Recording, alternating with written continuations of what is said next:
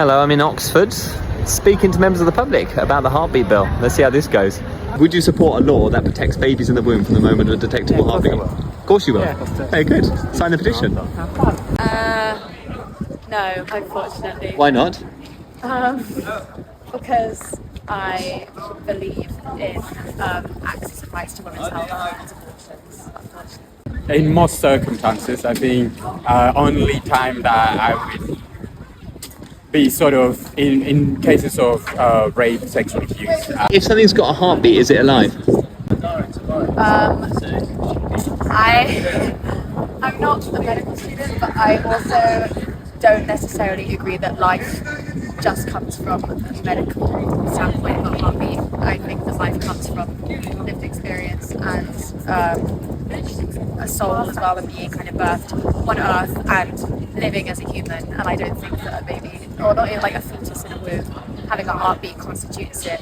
So when would you say those things come into play, out of interest? I would probably say, honestly, very close to birth. Maybe second or third trimester, definitely not first trimester. What, as in they suddenly become kind of human beings worthy of legal protections in the third trimester? I think there is a lot of nuance to the argument, and I feel like once you reach a point in the third trimester, I think that you are very aware as a woman. And this is what I'm focusing on rather than what's inside the uterus. I'm focusing on a woman. But is it possible to focus on both? Isn't it in the woman's best interest to look after the child that's inside her? Well, it's not our decision to decide what any individual person's best interest is. I think that's up to every individual person. That's nonsense. All law is about us deciding what's in everyone else's best interest. That's the premise of law. This bill will allow for abortion in the case of rape, to save the life of the mother, and when the baby has a disability. Oh, in that case, I you'd would support it? Certainly support it. Well, first, I'm not from Oxford, Okay. so just in case that matters. I don't think that matters. I'm trying to persuade 100,000 people nationally. So. 67? Yes, was better. correct. And that's when that was a step forward, in my opinion, and that's progressive. But if that's led to 10.8 million babies being killed in the womb, is that a step forward?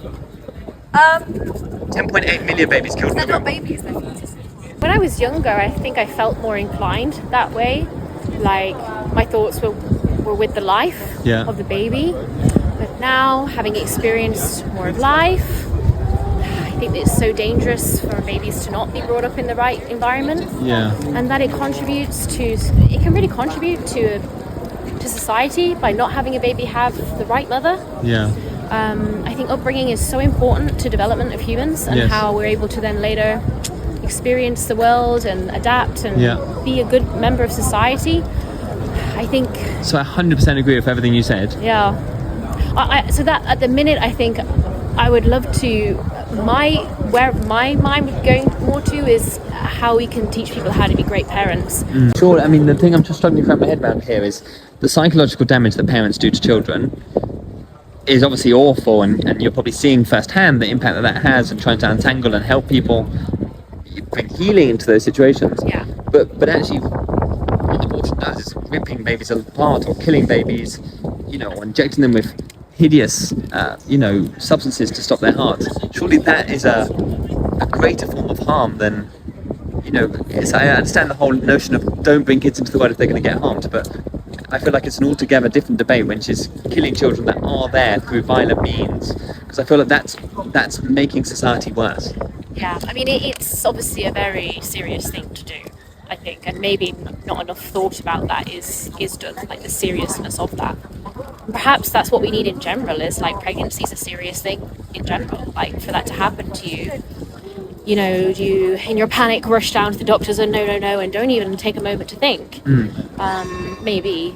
But sex is a serious thing. Sex is a very fun thing and a very pleasurable thing, but it's a serious thing. It is serious, yeah. And I do think, like, when I was young, I never got accidentally pregnant, but I don't think I was as responsible as I should have been at times. But I also don't. It was a taboo subject, wasn't it? Like how you should even talking about it. Get sexually involved with people, and as a woman, like sometimes I just kind of go along with it even though I didn't really want to. Like it was such a mess of consent to me in that way. Like I didn't say like no. You know, but it's the culture. It was the cultural norms that were set up, and the expectations. Yeah, I get that. It's such a pressure as a young person to like, oh, you should be growing up and experiencing it. And I think teenagerhood is just a mess. Yes. So that's why to me it's that if teenagers know that they've got like people to go to, like their parents they can trust, who are pretty good role models for them, like to me that's where it all lies. Is in the parenting. So listen, I really appreciate this time. Thank you for stopping and chatting. No problem. There you have it, a mixture of responses to the Heartbeat Bill, more encouraging than I was expecting from this mishmash melting pot of ideas, positive and negative. If you want to sign the petition, please do so. You can find it on the government website, or you can visit heartbeatbill.co.uk and there's a link straight there to it. God bless you.